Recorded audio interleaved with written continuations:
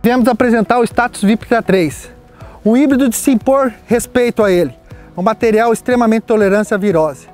Felipe, o que você tem visto do Status Viptera 3 na região de Laguna Carapã? É um material que tem um desempenho muito bom quanto à tolerância ao complexo de enfesamento.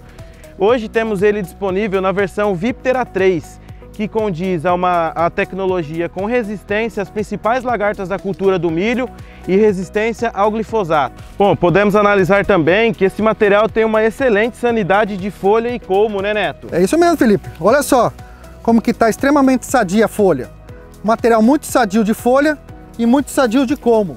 Material fantástico para nossa safrinha. Bom, interessante, também tem grãos avermelhados, né? É uma variedade bem resistente. Eu gostei muito dele, porque atacou muito pouco. Tem outras variedades aí que não sobrou nada, acabou as roças. E eu estou gostando da variedade. Se eu for plantar o ano que vem, eu vou plantar dela de novo. Esse ano plantamos a variedade Status. Estamos contentes com a sanidade, tolerante à cigarrinha. E recomendo ao povo.